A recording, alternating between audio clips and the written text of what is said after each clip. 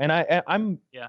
oftentimes I'm a little bit trusting of situations like that, especially with presidents. Like I remember when Obama was like not talking about something with the Osama bin Laden raid or something, and lots of people were like, "Nah, he threw the body away," and I'm like, well, probably a good idea that they gave this guy a proper burial at sea so that we don't look like some people who are like they're the ones Did who we drag not share our. the pictures? I think that might be what you're thinking of. They didn't share the pictures, and then they buried him at sea.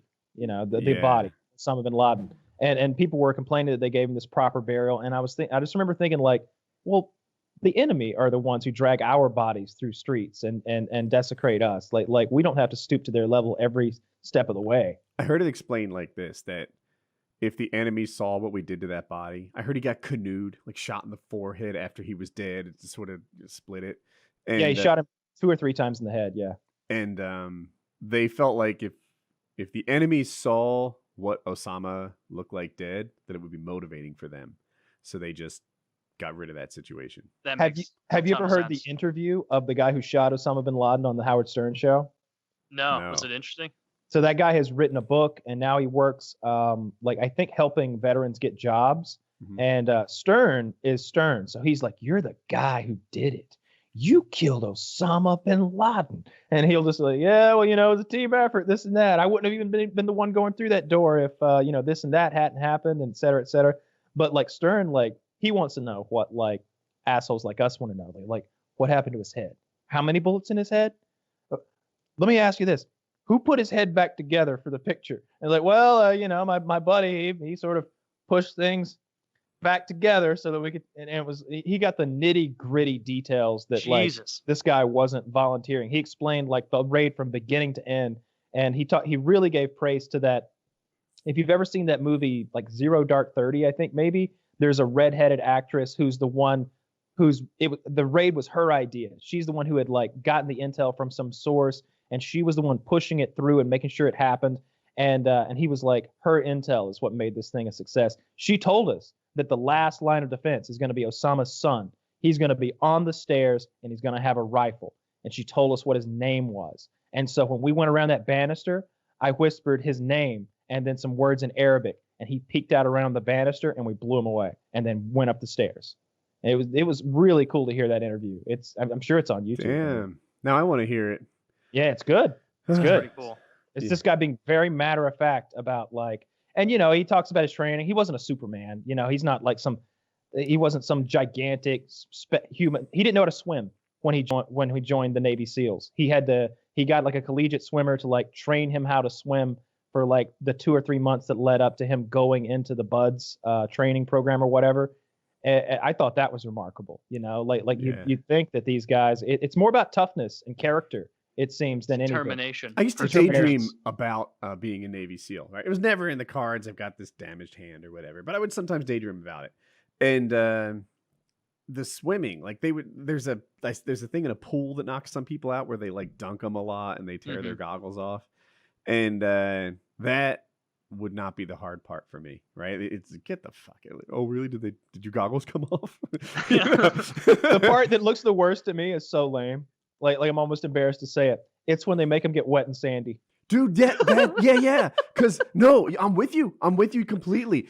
And a lot of people act like that's hard, and I get it. And it's not look, I could do that, right? Walk me over to a warm beach, preferably East Coast because it's warmer. I'm thinking 12:30, 1 p.m., something like Maui. that. What was the hardest part of killing Osama?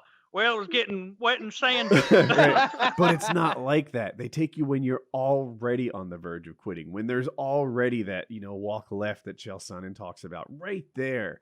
And then they ruin you, and then they freeze you, and they make you stay there, and then you're cold and you're hurting, and then they're like, sandy. All right, up the beach, let's all sugar cookie, and you just make sand angels while you're soaking wet, and then you go back into the water, and your skin has worn out in several places already, but it's still go time. And now you've got this like pants and sandpaper where skin used to be sawing at you, right?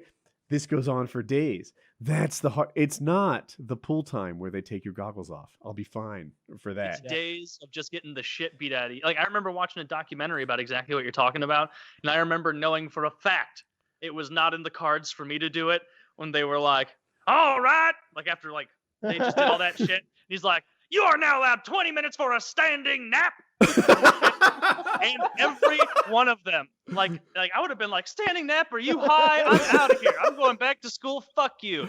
Like what they did though, all the Navy SEALs like had a look of like, 20 minutes of standing nap. And they all stand there and like a couple people just fall over because they're doing it. And then of course they wake up to that same guy going, did I say this was a laying down nap?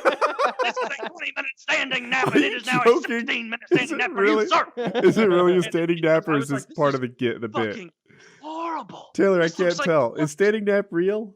They're Yes, just it was. Yeah. We're all just. Some it of was them right lean next against to each the other. And they They had had a just- team effort. This shit.